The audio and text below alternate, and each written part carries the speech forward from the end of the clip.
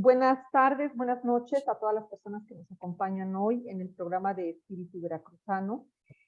Como ustedes saben, pues la reunión que habíamos postergado con el doctor, ya al fin está aquí ocurriendo. Agradecemos muchísimo su generosidad para podernos acompañar y dar este tiempo de su agenda y compartir con él este tema que nos interesa tanto desde la sociedad civil y desde nuestra asociación en específico.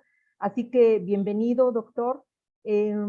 Sabemos que usted es especialista en comunicación, en filosofía, y que desde ahí puede pues orientarnos, acompañar muy bien todo esto que se ha venido transformando en nuestro país a partir de la entrada de este gobierno, sobre todo porque nos interesa mucho saber sobre el tema del humanismo. El presidente ha dicho en varias ocasiones que su gobierno es humanista y que hay que mexicanizar ese humanismo. Y nosotros coincidimos en que nuestro papel desde la sociedad civil puede ser muy importante para esa transformación y nosotros queremos justamente acompañarla desde nuestro trabajo como ciudadanas y como ciudadanos para alcanzarlo.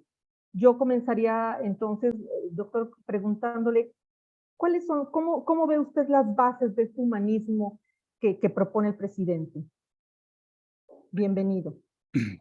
Bueno, en primer lugar, agradeciéndole la gentileza de la convocatoria. Eh, para mí siempre emocionante. A pesar de la distancia, estoy muy al sur del continente, en Argentina ahora mismo, y repito, siempre me emociona mucho poder participar en contacto con mis compatriotas, ¿no? Usted sabe que yo soy mexicano, así que las nostalgias mexicanas no se diluyen con las distancias, ¿no? Yo creo que el presidente López Obrador ha abierto una convocatoria y con ella una puerta de importancia primordial para nuestro tiempo, para nuestra historia, no solamente en México y no solamente en América Latina. Yo creo que es una convocatoria que tiene alcances planetarios, tomando en cuenta precisamente las grandes calamidades que, por llamarle de una manera, digamos, genérica a lo que estamos viviendo en el presente, ¿no? Estas grandes calamidades tienen que ver primero, con un sistema económico y social que ya ha dado pruebas irrefutables de su desprecio por los seres humanos y por el planeta.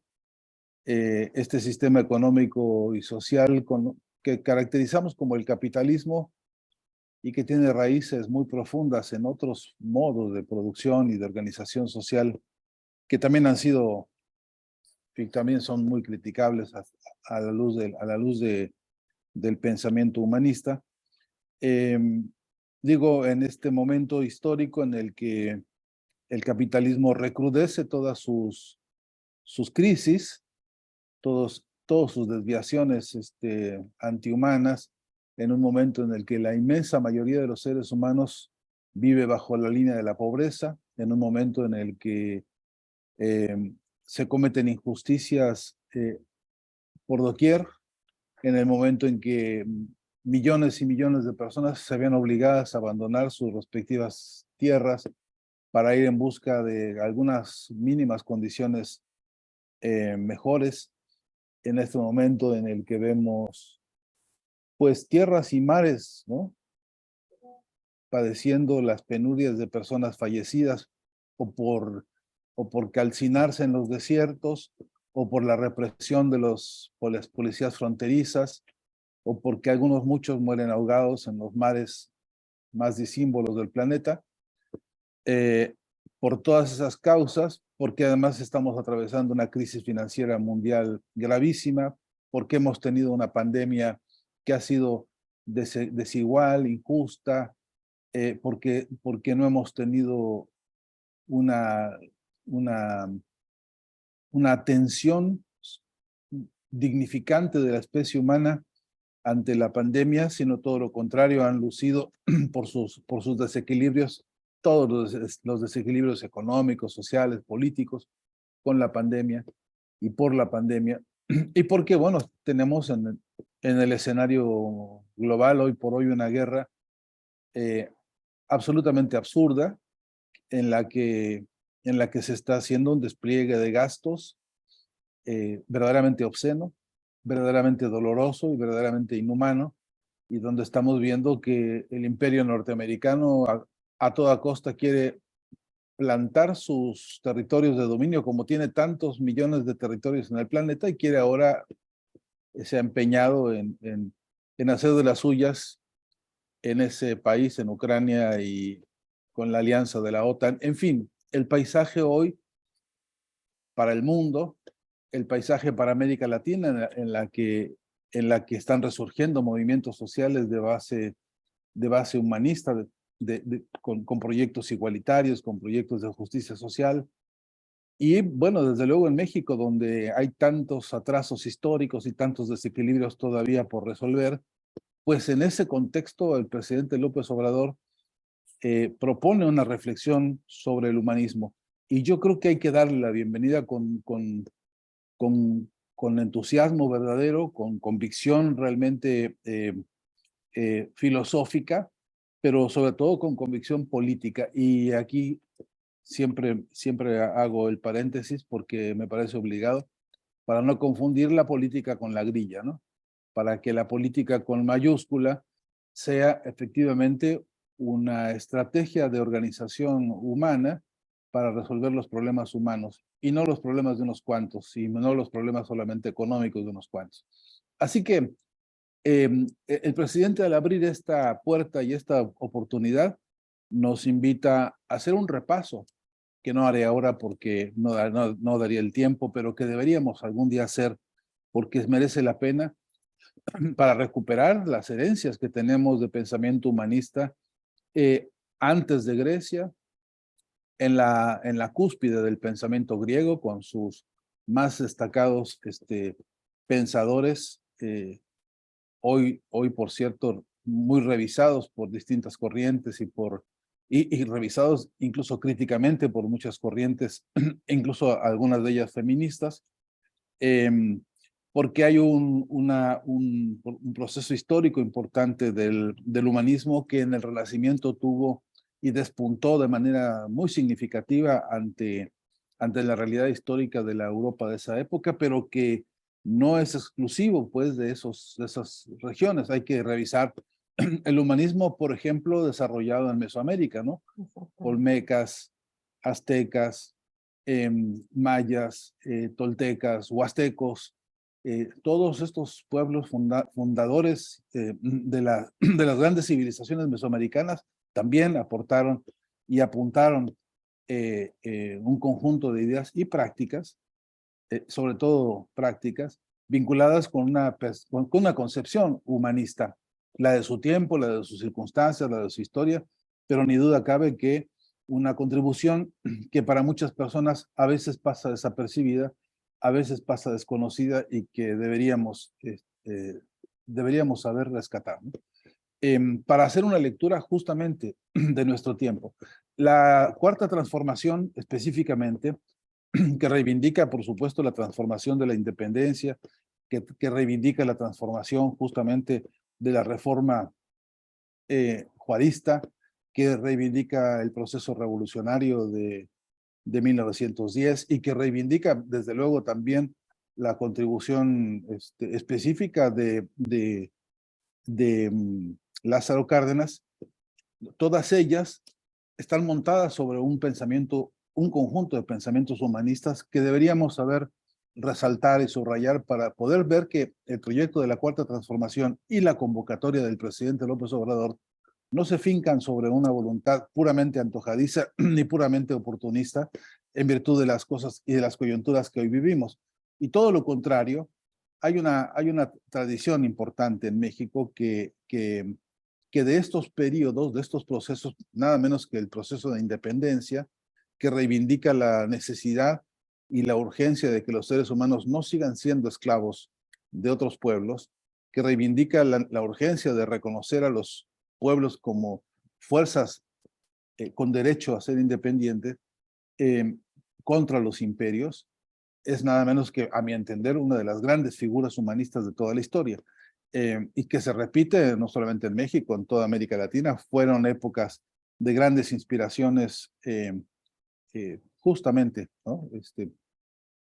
Para construir el pensar de los hombres libres. Y eso es una de las grandes conquistas y de las grandes tareas históricas del humanismo independentista, por llamarle ahora de esa manera. Pero, ¿y qué decir después de la Revolución Mexicana que también, y de Juárez, ¿no?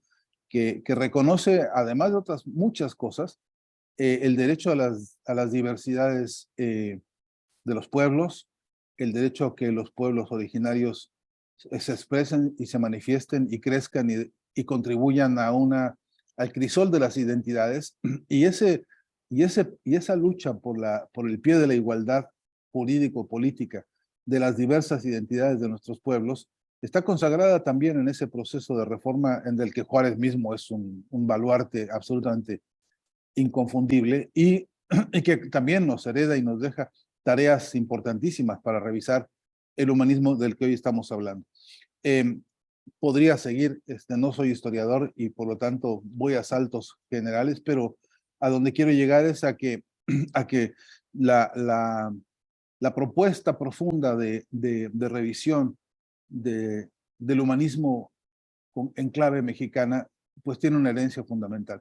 Esa herencia no es ajena tampoco a las herencias, por ejemplo, de la Declaración Universal de los Derechos Humanos, no es ajena tampoco a la historia reciente que después de la final de la Segunda Guerra Mundial, por supuesto, nos dejó un conjunto enorme de reflexiones y tareas y dolores también históricos y que van engarzando sobre, repito, sobre un mapa de herencias filosóficas, teóricas y prácticas que es muy importante hoy organizar, sistematizar para crear un gran mapa del pensamiento humanístico que heredamos y luego un gran mapa de las tareas que tenemos para el corto, mediano y largo plazo en ese sentido del humanismo. Concluyo esta introducción ya demasiado larga, diciéndole que también creo que para lo que nos sirve este repaso histórico de los distintos apuntes y tendencias y líneas fundamentales de pensamiento humanista que estamos heredando, eh, sería insuficiente, sería incompleto si no lo pensáramos de manera crítica y si no también fuésemos capaces de proponer un salto de calidad en el conjunto de estas ideas para pensar ahora un humanismo de nuevo género. Y en ese punto creo que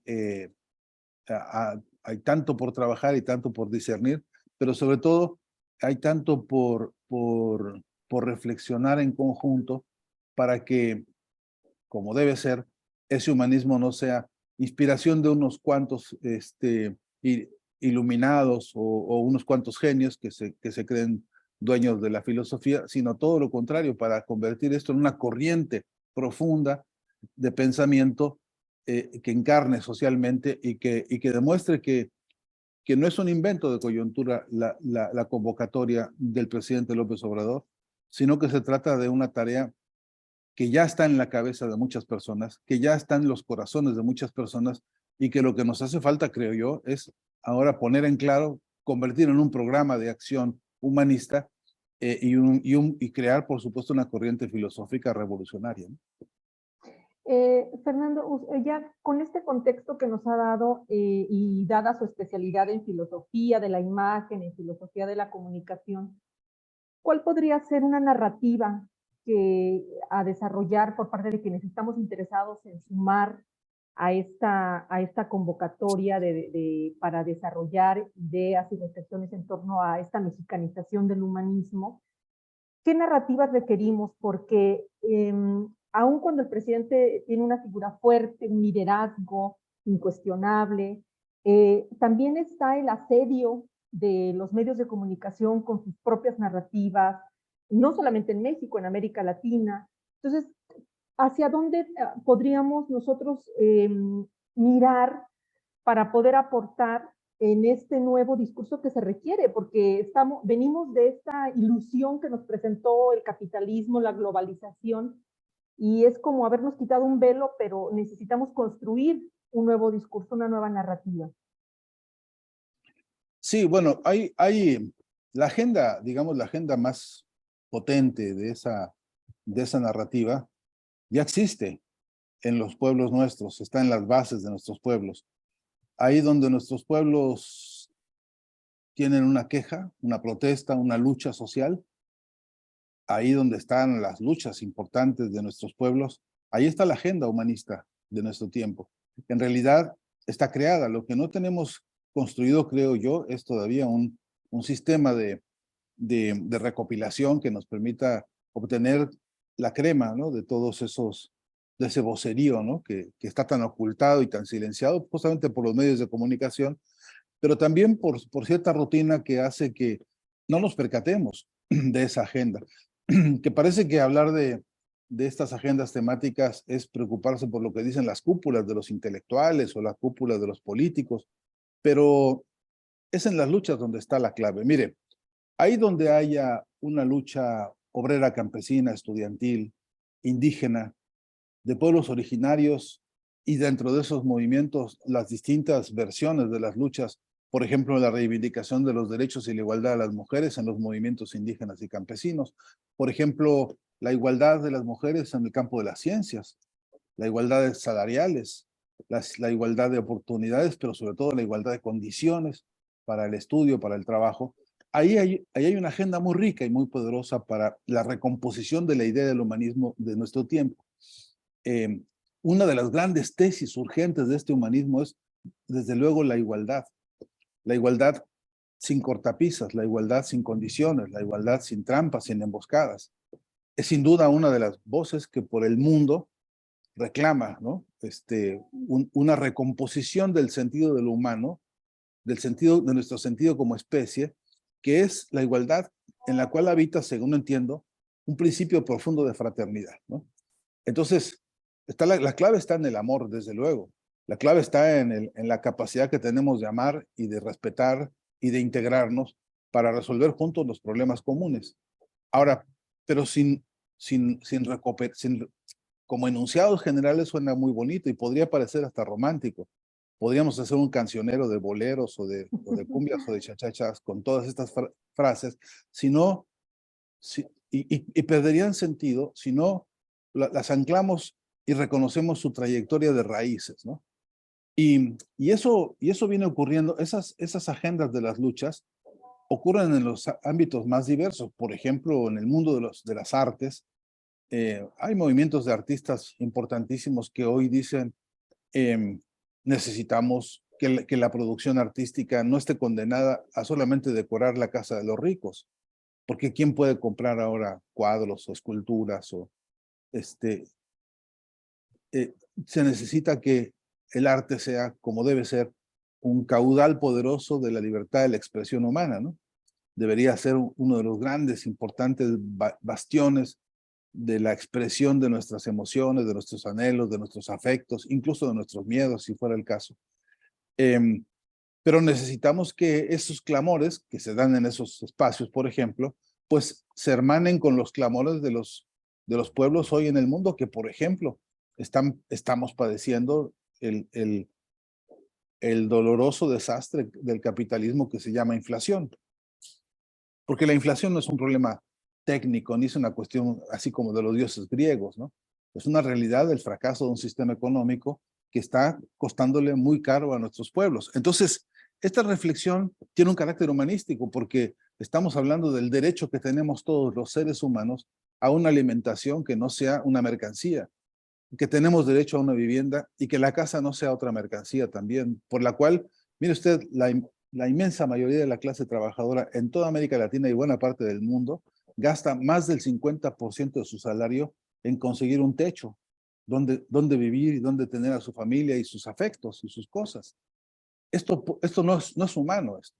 Esto tiene un costo absolutamente irracional y yo digo que tiene un costo que no solamente desprecia y degrada a los seres humanos, sino que los condena a vivir hacinados en condiciones en las que a veces, y lo vemos en todo el continente, barrios, caseríos, colonias, bueno, amontonaderos de casas precarias en los que las personas se ven condenadas a tener que vivir padecimientos de insalubridad, padecimientos de falta de servicios básicos. En algunos lugares ni agua, ni luz, ni drenajes, ni las condiciones de higiene fundamentales para tener una vida sana. Entonces, eso es inhumano. Y al pensar en luchas como las de los barrios, por ejemplo, puedo decirle a usted ahora mismo en la ciudad de Buenos Aires, más de 200,000 personas en la ciudad de Buenos Aires no tienen luz a esta hora. En la ciudad de Buenos Aires, que tanto se presume, y el jefe de gobierno de esta ciudad, que es un personero de la derecha y de la ultraderecha, se llena la boca hablando de que esta ciudad, que es metrópoli, ¿no? Planetaria, y que el turismo y no sé cuánta cosa, pues aquí hay en este momento edificios de más de 5 pisos en los que las personas mayores no tienen acceso a un médico, no pueden bajar simplemente, y están en el abandono en condiciones de esta hipotética urbanidad. Eso es inhumano. La reflexión sobre el humanismo, y en este caso la clave histórica que en Morena se está presentando, y que Morena, digo, por el movimiento que implica la cuarta transformación, que se compromete con una cuarta transformación sincera y profundamente, debe considerar que las condiciones mínimas en que debe vivir cualquier persona, desde los más chicos hasta los más grandes, con las diversidades que podamos ser capaces de imaginar, y con las dificultades que cada grupo tiene, debería constituir un protocolo, un nuevo protocolo humanista de nuestro tiempo, en el que, desde luego, las necesidades de alimentación, de vivienda, de salud, de educación y de información y comunicación se saldaran en condiciones, por supuesto, dignificantes, por supuesto, en el sentido de la participación social directa, y luego en el sentido de un derecho que no está en la Declaración Universal de los Derechos Humanos, pero que debería estar, que es el derecho a la auditoría permanente sobre los recursos que nos pertenecen a todos, para ver en qué se aplican y en qué se gastan. Porque también es parte de lo que yo creo que es debería ser el nuevo protocolo humanista de nuestro tiempo, es la urgencia de transparentar el financiamiento de la vida política, transparentar el financiamiento de la comunicación, transparentar el financiamiento de la educación y transparentar el financiamiento en todos los ámbitos, porque es un derecho humano fundamental saber qué se hace con los recursos que todos aportamos porque aportamos con la idea de que deben servir para resolver los problemas de todos. Creo que ese nuevo protocolo humanista de nuestro tiempo debería abarcar, desde luego, la base económica fundamental de los pueblos, en los sentidos más amplios, pero necesariamente la base de los valores profundos de la dignidad, de la ética, de la estética. Creo que en un proyecto humanista de nuevo género, la ética debería ser la estética del futuro. Es decir, que hacer bien las cosas sea lo hermoso esta vez. Que la belleza provenga de cumplir con los deberes, con el deber personal, con el deber colectivo, con el deber con la historia, con el deber con los grupos cercanos, en fin, con todos los deberes con que nosotros construimos nuestros vínculos y nuestra responsabilidad colectiva. Yo creo que esa declaración de los derechos humanos nuevos, de nuevo género, debe rehacerse sobre esto que estoy tratando de explicar, ojalá esté siendo claro, que tiene que ver con las cosas inmediatas, las cosas concretas, las cosas prácticas, las cosas que nos resuelven los problemas de la panza y los problemas del corazón, pero también los problemas de la inteligencia, ¿no? Los problemas del desarrollo de la inteligencia. El mundo está demandándonos cada día más creatividad, más inteligencia, más saberes, y no es que eso lo tengan unos cuantos sabios y genios, eso está en las bases, en los pueblos, que saben cómo resolver muchos problemas, y hay que contar con herramientas que permitan eso, dar reconocimiento y categoría social y colectiva a los saberes adquiridos, ¿no? Parece que habrá que mirar, no solamente mirar atrás a nuestros ancestros, a nuestras culturas originarias, donde está este sustento, esta base de la convivencia, sino también aprender a mirar a nuestro país en el contexto internacional, que creo que es importante, y por lo pronto en el contexto latinoamericano. Creo que México está teniendo un papel protagónico, líder de dignidad en este concepto de países, pero que también nos serviría mucho a los ciudadanos de pie tener esta comprensión de lo que está ocurriendo. Nos ponía de ejemplo el tema de la inflación, ¿no? hay una percepción de que la inflación es una incapacidad en de gobernabilidad, de política económica, pero creo que poco aprendemos, estamos acostumbrados o educados a mirar a la inflación también como producto de una crisis mundial, de una crisis que tiene que ver con la concentración de capitales, etcétera. Entonces, me parece que parte de lo que usted está mencionando es también tener una nueva mirada, no solamente esa profundidad del humanismo donde las personas están en el centro, donde las personas son lo importante, no la metodología, no, sino las personas, sus necesidades, sus aspiraciones, pero también no olvidando este contexto de lo que ocurre en nuestro país en contexto con los demás países.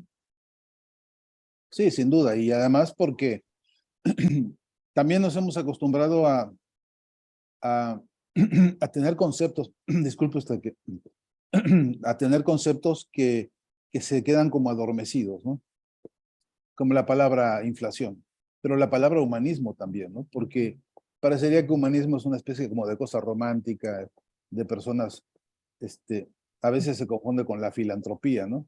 Que humanismo es darle limosna a alguien, o humanismo es prestarle dinero a un amigo, o humanismo es ser caritativo, ¿no?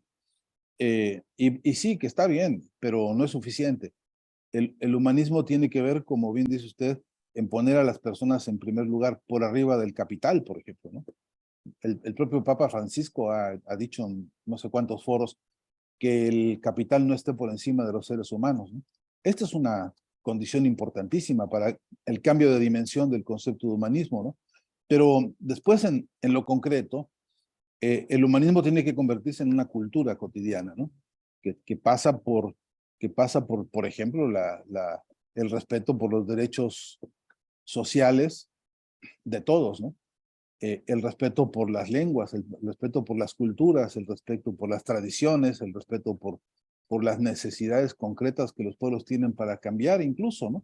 Porque en algunas visiones de tipo arqueológica, trasnochada, piensan que el conservar las tradiciones es como a ultranza congelar a los pueblos en una especie de pasado idílico, y cuanto que muchos pueblos lo que quieren es salir justamente de ese pasado idílico en el que no solamente es un maltrato conceptual, sino es un maltrato histórico.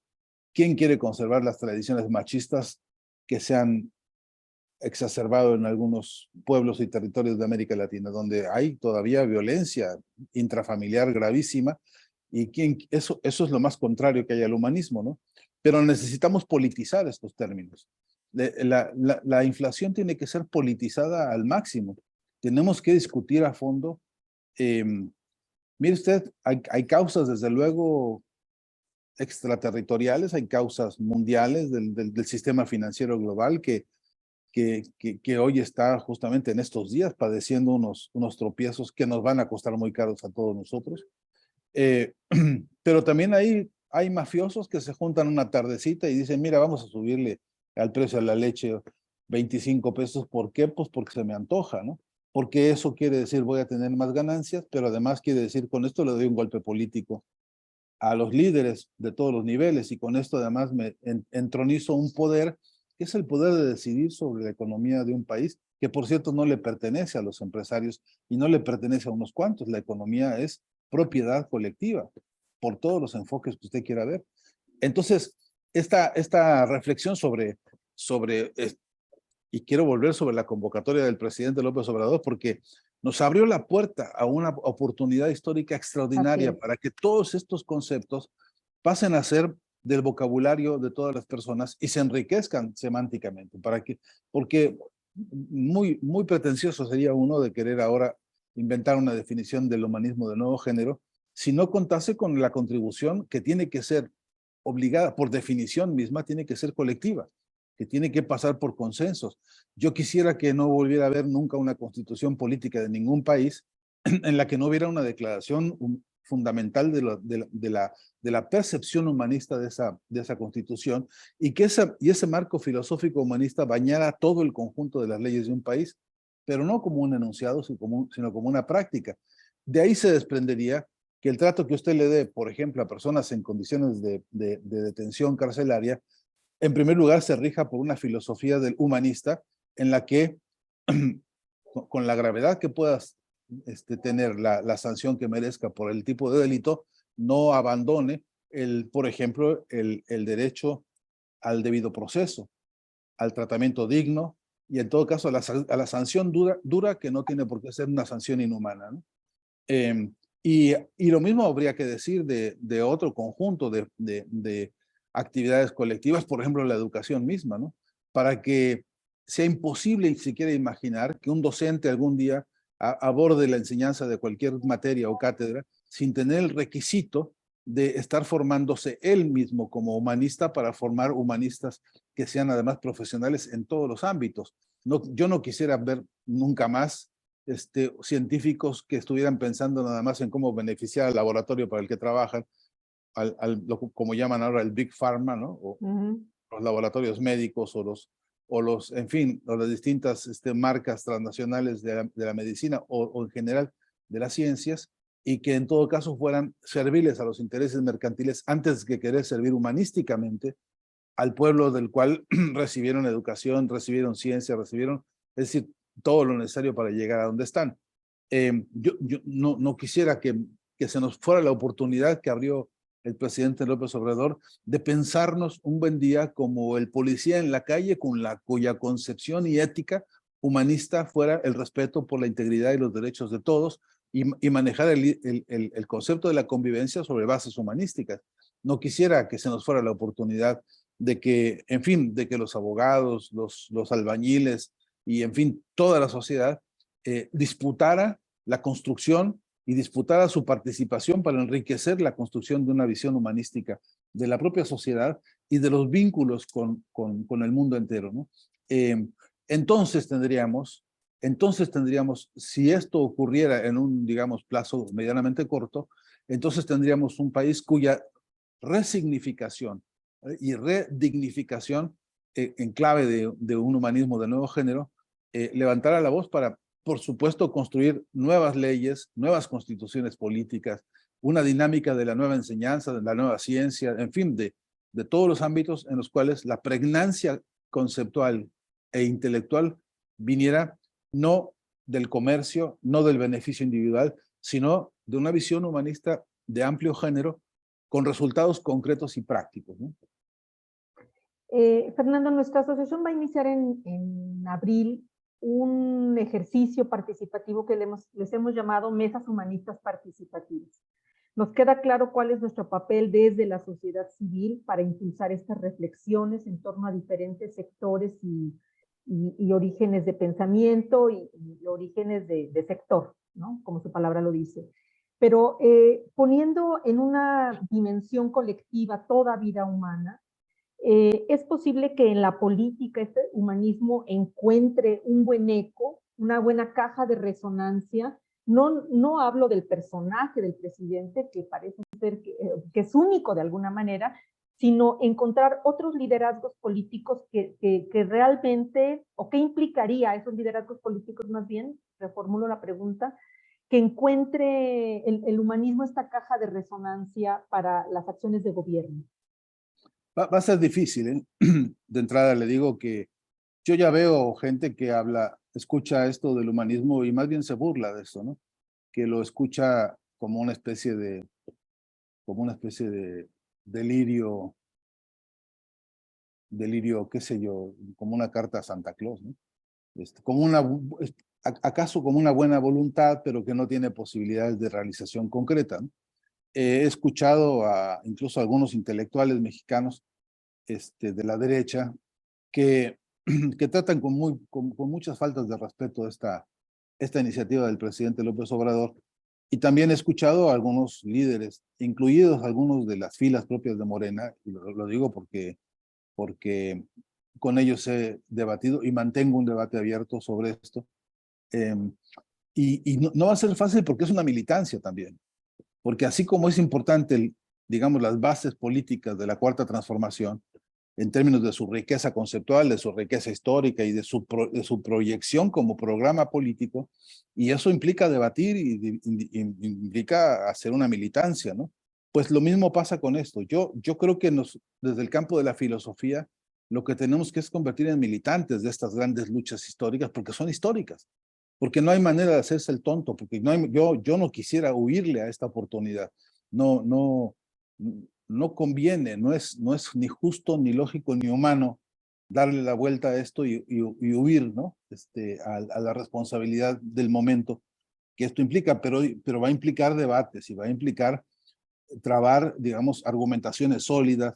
En más de un caso implica argumentar con cifras en la mano, ¿no? Para poder probar que es 150,000 veces más humanista proporcionar a los ancianos jubilados que nunca pudieron jubilarse en México una ayuda económica, que eso es millones de veces más humanista que la indiferencia con que han sido tratados nuestros mayores históricamente, que es mucho más humanista abrir oportunidades de atención médica en los hospitales, que es mucho más importante la atención a los jóvenes que están siendo tentados por las mafias del narcotráfico y por las mafias del crimen organizado, que atraerlos, hablar con ellos, buscarlos, conversar, ofrecerles un camino, así sea pequeño, ese camino es mucho mejor y más humanista que todo lo demás. Entonces, es una militancia en el sentido amplio, profundo, comprometido y político del término, ¿no? Lo que tenemos que hacer, yo creo que, perdón usted porque me meto ya al campo de la moral del problema, pero lo que deberíamos estar haciendo es, primero, desde luego, crear una corriente comunicacional que acompañe este movimiento, que le dé plataforma a un conjunto de ideas y de debates, por un lado. Deberíamos estar, por supuesto, proponiendo ya folletos básicos de formación a docentes, folletos básicos de formación a los nuevos líderes que en todo el país están proliferando de manera muy, muy promisoria, para que, por supuesto, el pensamiento humanista ya pase a parte de su agenda política, para que no ocurra que ningún nuevo candidato, jóvenes como los hay en todo el país, vayan huérfanos de una visión humanista de su propia actitud política y de sus propias campañas. Pero esto requiere también la sensibilidad de algunos poderes, de algunos, digamos, referentes que están hoy teniendo en sus manos capacidad de decisión. Y lo que yo cuestionaría, en todo caso lo que yo pediría, es que hubiera como mayor celeridad, ¿no? Ante esto, porque los tiempos se acortan y necesitamos trabajar con mayor velocidad. Las fuerzas de uno solo, pues no alcanzan más que para los buenos amigos y los alumnos y los estudiantes y algunos investigadores con los que uno, yo en lo particular tengo vínculos, pero nos hace falta y que mucha falta multiplicar, ¿no? Fuerzas y formar formadores en filosofía humanista de nuestro tiempo. Y necesitamos que esta filosofía humanista tenga antecedentes, situación actual, perspectiva, debate sobre los ejes teórico-metodológicos de las distintas posiciones del humanismo y desde luego el plan de acción concreto, ¿no? En el corto plazo. Alguna cuenta tenemos que rendir algún día en términos del Claro, corto plazo, ¿no? claro, y nos sentimos muy identificados con lo que ha dicho Fernando, porque uno de nuestros objetivos como asociación es hacer pedagogía social. Y en ese sentido estamos abrevando de reflexiones como las que ahora con usted y que nos permiten enriquecer nuestra propia, digamos, voluntad primero, la mirada de la importancia que tenemos como ciudadanas y ciudadanos, no partidista necesariamente, sino una mirada social, comunitaria, y justamente poner a las personas en el centro. Creo que nos ha puesto ejemplos muy, muy importantes. Creemos que también mucho de lo que se está hablando en torno al humanismo está en la propuesta educativa de este actual gobierno a través de la nueva escuela mexicana, que pondera justamente poner en el centro de atención a las y los jóvenes y que tiene que ver con un cambio de rumbo de la mirada de para qué nos educamos o para qué estudiamos. Si para alcanzar el éxito económico, si para tener una casa, vacaciones, un auto, que todo eso no es criticable, sino con una nueva visión que tiene que ver con la comunidad, la colectividad. Eso en América Latina va a ser muy importante, sobre todo por las historias en común que tenemos con nuestros pueblos y que cuenta en este momento con un embate terrible de la derecha, con un pensamiento terrible que sí hace daño, no es cualquier poder, ¿no? Nosotros lo vemos aquí en México, como usted lo sabe, y no se trata de cualquier poder. Entonces, creo que el equilibrio ahí de lo que podamos hacer como ciudadanos y ciudadanas, pues es muy importante. Quisiera preguntarle, Fernando, ya para ir como centrando en la construcción de nuestra salida de este programa. ¿Cuáles cree usted que son los pasos desde la sociedad civil para nosotros como ciudadanas y ciudadanos hacer esta contribución y ampliar esta reflexión que ha propuesto el presidente? Pues yo creo que una idea casi de método es abrir una plataforma de difusión, ¿no? A mi entender, algunos de los viejos filósofos de las organizaciones siempre decían e insistían en que crear un periódico, crear un medio un programa de radio, qué sé yo, además de difundir, ayuda a organizar, ¿no? Bueno, los clásicos decían que el medio de comunicación es como el primer militante, ¿no? De la cosa. Y yo creo que eso hace falta, ¿no? Urgentemente abrir 1000 plataformas posibles en las que sea oportuno empezar a ventilar algunas de las ideas concretas donde el humanismo de nuevo género tenga carnadura social, ¿no?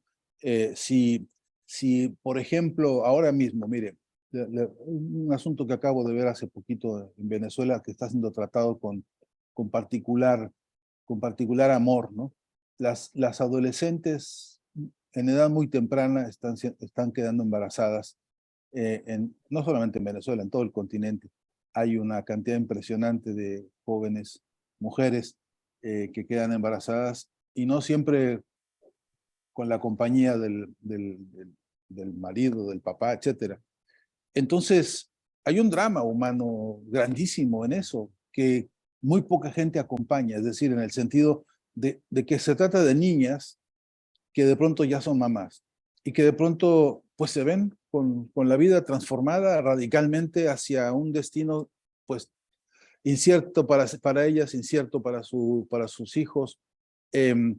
Y, y hace falta que una sociedad entienda este drama y lo acompañe no solamente, no con regaños, no con moralinas, no con discursos ¿no? Como he escuchado incluso algunas iglesias que se han atrevido a censurar, sino todo lo contrario, el acompañamiento histórico y político que tiene que ser garantizarle a esos niños pues, salud, por supuesto educación, por supuesto las condiciones elementales de cualquier ser humano, y desde luego a sus mamás, que son unas todavía niñas, ¿no? No han llegado a la mayoría de edad. Entonces, ese caso es un desafío importante para pensar en términos prácticos cómo desarrollar el humanismo que tiene que acompañar, desde luego con las condiciones materiales básicas que se requieren, pero además con la palabra amiga, con la palabra que comprende, con la palabra que presta el consejo, las cosas que le escuché a mi abuela decirle alguna vez a una persona en términos de, come, mijita, a tiempo, no te descuides porque tú tienes que alimentar a tu niño. Y estas cosas que parecen recomendaciones banales, pero que dichas con el afecto profundo de la solidaridad humana profunda, hacen mucho bien. Todos, usted y todos nosotros los que nos acompañan y escuchen esto, seguramente alguna vez recibieron de alguien una palabra de, de compañía, de orientación, de consejo. Esa es la fuente del humanismo del que estamos pensando. El abrazo amigo, el abrazo oportuno, el abrazo que no se interesa en censurar, que se interesa en aliviar las grandes problemáticas de la vida diaria, son materia para nosotros de trabajo. Y ahí tiene que ver con, pues, si alguna persona se siente acomplejada porque por alguna razón no puede participar en un grupo, en una actividad, en una iniciativa, la construcción humanista tiene que ser aquella en la cual se produce la reflexión en los zapatos del otro para ver cómo acompañamos los problemas del otro. Eso es una metodología, ese es un trabajo específico que no requiere muchos recursos, que requiere mucha gente y mucha buena voluntad y mucho amor por el prójimo, ¿no? Estoy hablando de usted ahora en términos muy genéricos, pero después esto debe tener traducciones específicas. Yo creo que sí hay que dar una batalla en el campo de la educación en México y hacer propuestas directas a los referentes, funcionarios y etcétera, para que de una vez y por todas los libros de texto incluyan capítulos concretos sobre qué cosa es este humanismo y cómo se construye en la vida diaria desde los primeros años de la educación, que yo sí creo que hace falta sentarse un día en las universidades, hablar con rectores académicos y directivos de los contenidos básicos y los no tan básicos de la formación profesional, para decirles que no se te vuelva a ir ni un solo título sin haber asegurado que esa persona cursó al menos un sistema ascendente de formación humanística, para que cuando reciba su título, lo primero que tenga es un pensamiento de servicio a los otros antes de ver cómo negocia con lo que aprendió, ¿no? Y aunque yo tampoco censuro el que las personas vivan de su trabajo y que tengan comodidades, ojalá fuese para todos, ojalá que las comodidades y el buen vivir, como ha dicho muchas veces el compañero Evo Morales, que ese buen vivir sea inclusivo primeramente, ¿no? Pero esa es una perspectiva humanística también. Eh, en fin, para que el trabajo de las grandes premisas rumbo a un protocolo humanista de nuevo género pase por consolidar plataformas en las que participe, por supuesto.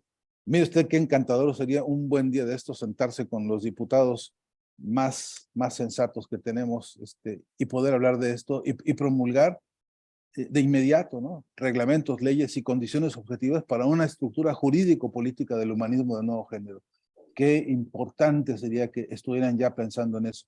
Qué importante sería que no hubiese ningún funcionario en ningún nivel que no pasara por un juramento humanístico en el sentido convencional, pero sobre todo en el sentido el fuero interno en el que la convicción fuera esa.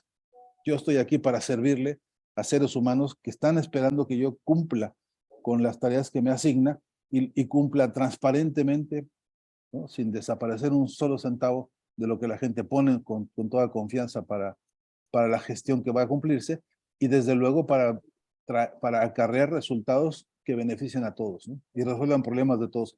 Eh, es- no quisiera volver a repetirme para no aburrirlos a ustedes, pero No, por eh, supuesto que no nos aburre, está sí, deliciosa la charla. sí que creo que tenemos que hacer el esfuerzo de empezar a organizar debates, abrir propuestas, y yo, en última instancia, creo que de corto plazo nos hace falta un gran congreso humanístico en México para discutir las líneas de trabajo en el corto plazo, consensuadas con distintos frentes, ¿no? Y yo creo que la filosofía tiene ahí mucho que aportar.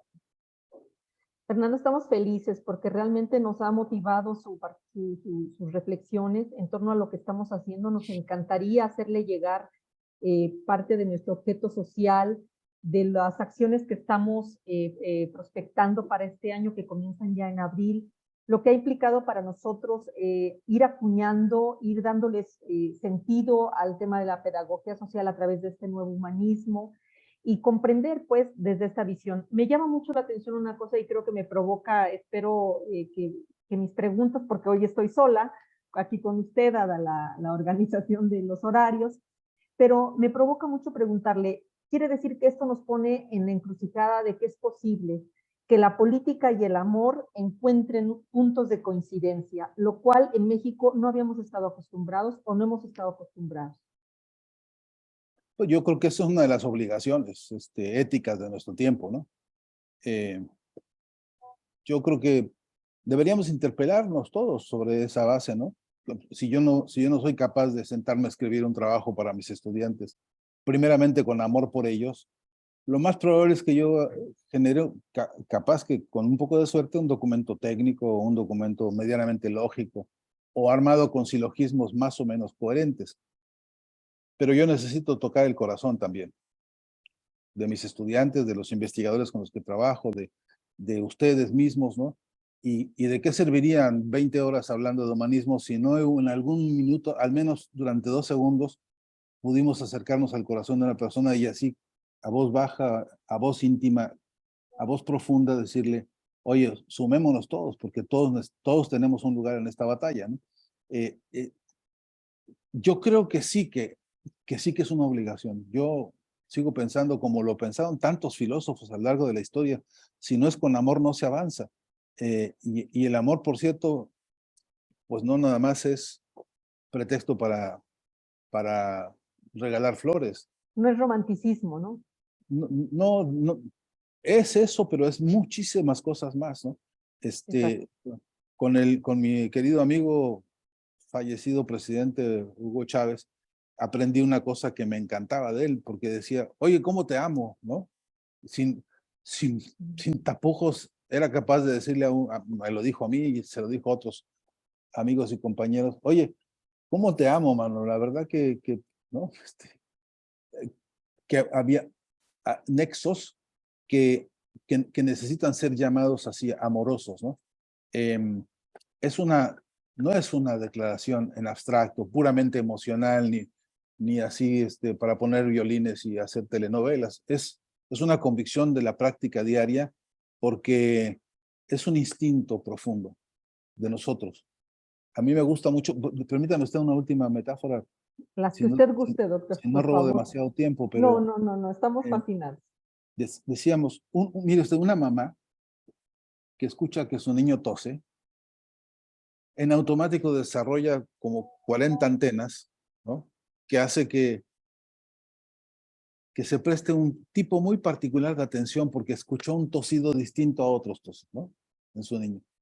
Si llegara a ocurrir que a la medianoche ese niño vuelve a toser, esa mamá es capaz de tener como esas antenas abiertas y levantarse de inmediato a ver qué está pasando porque algo hay en esta manera particular en que el niño tosió que movió alarmas en ese universo de afectos que es una mamá, ¿no? Digo una mamá porque también conozco papás así, pero pongo ese ejemplo. Eh, pero llegar a levantar un poquito de temperatura a ese niño y entonces ya podría afuera estar cayendo una tormenta de nieve con rayos centellas, ya podrían estar soplando todos los vientos más encontrados, que esa mamá saldrá con su niño y lo llevará a algún punto en el cual lo ponga a salvo. Pues así deberíamos hacer con el pensamiento humanista de nuestro tiempo. Así deberíamos estar sensibles a cada uno de los más especiales y particulares gestos que sí tenemos, que tenemos todos a todas horas, todos los días, gestos humanistas, y cuidarlos. Y si algo le está pasando, y si alguno de estos vientos fétidos del odio, ¿no? Del neonazifascismo que está dando la vuelta por el mundo, intoxicando y atentando contra lo mejor que tenemos, que son nuestros sentimientos más sinceros, entonces, cuanto antes ir a proteger esa sensibilidad y esta convicción y esta militancia, porque yo sí creo que esta es nuestra única salvación, ¿no? En términos de especie humana. El gran poeta André Breton decía, es que justamente en el amor está la única oportunidad que tenemos de reconciliarnos con nosotros mismos y con nuestra historia, ¿no? Y esto yo creo que es uno de los grandes desafíos, eh, explicar el amor sin cursilería, explicar el amor humanista, como un programa de construcción social, para que de una vez y por todas entremos a la siguiente etapa de la humanidad, una etapa mejor y superior, que será en la cual ya no reinen los intereses exclusivamente eh, comerciales, como pasa hoy, sino que reine el interés de que yo haré hasta lo imposible porque los otros, los míos, los cercanos y los que incluso no conozco, tengan la oportunidad de crecer y de ser felices. Y me parece que es una de las grandes consignas de este humanismo que López Obrador está poniendo en nuestras manos como una tarea a la cual yo quiero acudir con la mayor puntualidad posible y si puedo hacerlo en compañía de ustedes y de medio mundo, pues no hay tiempo que perder, ¿no? Pues no, le vamos a tomar la palabra, doctor, porque nos ha dado, como le repito, esta motivación para darnos cuenta que vamos por un camino que no es fácil, pero que estamos muy, muy comprometidos con esto. Esta idea del Congreso Humanístico me parece estupenda porque necesitamos ese laboratorio de ideas que nos permitan generar este plan estratégico. Y sobre todo también creo que retomo de esta última participación, usted hablaba de la madre, que la madre no solamente la mujer física que a través de la cual tenemos la vida o llegamos a este mundo, sino en esta concepción amplia de nuestros pueblos originarios de la madre, como el mundo, como el planeta, como este espacio de donde abrevamos el alimento, el aire, las plantas, la alimentación. Y creo que nuevamente nos remite a estos referentes con los que usted inició la charla, que son nuestros pueblos originarios. Creo que ahí, si volteamos esa mirada, podemos, sin una mirada, sin un interés de expoliar sus recursos, podemos regresar a eso que incluso es probable que hasta ellos mismos se hayan ido alejando en aras de esta modernidad que nos inocularon a todos en décadas pasadas, ¿no? Y que regresemos todos juntos a esta concepción de sagrado, de lo sagrado, de la sacralidad de todos los actos humanos cotidianos. Este lenguaje del corazón que usted nos sugiere, me parece que podemos ir desarrollando entre todos esto y ahí llegaríamos al nombre de la charla con usted, que fue el humanismo, mexicanizar el humanismo como una urgencia organizativa. Habla usted de urgencia. Para concluir, doctor, ¿por qué esta urgencia? ¿A qué se refiere cuando habla usted de esta urgencia? Pues porque si nos quedamos quietos, si no aprovechamos esta oportunidad, esta convocatoria, entonces mañana la carrera loca armamentista puede limpiar del planeta Tierra a la mitad de los seres humanos de la manera más perversa, ¿no? Porque si no hacemos algo con urgencia, tan destructor como puede ser una guerra, está haciéndolo el hambre en el mundo. A estas horas caen como moscas miles de personas en todo el planeta por no tener algo que llevarse a la boca, ¿no? Porque si nos descuidamos, la insalubridad que nos está invadiendo terriblemente a barrios, colonias, ciudades enteras, países completos que están padeciendo insalubridad de todo género, puede llevar a la tumba a millones de personas de la manera más dolorosa y grosera, ¿no? Porque si nos descuidamos ahora mismo, 3 o 4 vivos seguirán robándonos la riqueza de todos, la riqueza que entre todos trabajamos y aportamos y contribuimos para tratar de mejorar las condiciones de vida, pues se la están robando unos cuantos en México y en algunos otros lugares. Y entonces necesitamos una guerra contra la corrupción, porque en cualquier descuido nos van a hundir a todos en una miseria irreparable. Porque si nos descuidamos y nos dormimos la siesta o nos dormimos en la hamaca de la historia, entonces lo más probable es que cuando despertemos, si despertamos, nos encontremos con todo lo que una vez pensamos que era la especie humana, pero esta vez degradada y humillada a los extremos más inimaginables. Y creo que estamos a tiempo, pero si nos movemos rápido. Eh, los datos duros son para alertarse, para alarmarse. Los datos duros de las condiciones objetivas del planeta hoy, con el calentamiento global, con el problema de las sequías y con el problema de las inundaciones, está llamándonos a una reflexión profunda del humanismo, que también es ecologismo, ¿no? Cualquiera que se hace humanista lo que hace es amar a la vida, y amar a la vida se extiende a todas las especies, ¿no? Y esto es otra construcción que tenemos que saber hacer en paralelo. Es urgente porque están naciendo las nuevas generaciones y parece que victimadas por problemas de escasa educación, por problemas de discursos mediáticos muy distorsivos, la reflexión por la humanidad y por su futuro se está quedando al margen, o atrás o por debajo de la fiebre brutal del consumismo. Entonces, es urgente por todo esto, pero también es urgente porque pues, nos urge amarnos, ¿no? Como seres humanos, porque nos urge querernos, porque somos tarde o temprano una especie que no puede vivir aislada, que no puede vivir en soledad, que que nos necesitamos unos con otros, y que la mejor manera de expresarnos esa necesidad es queriéndonos, y eso es urgente, ¿no? Así es.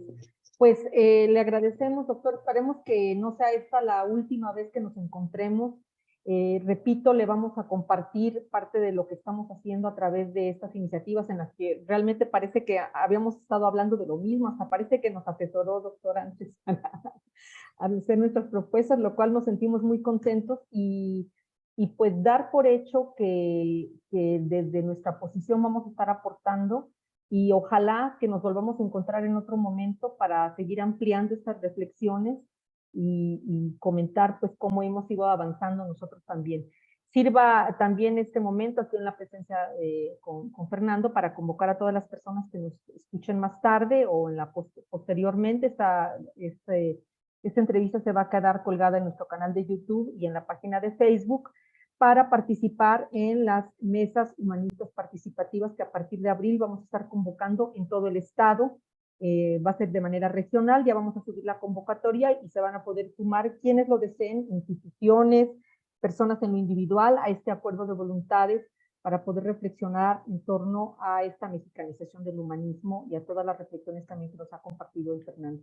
Pues le agradecemos mucho su tiempo, su pensamiento, su amor por lo que hace y esperamos estarnos viendo muy pronto también, Fernando. Pues no se van a librar de mí tan fácilmente, así que no lo queremos.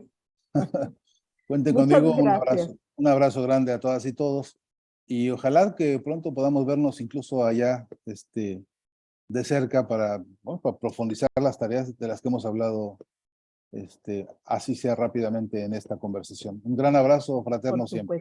Muchas gracias.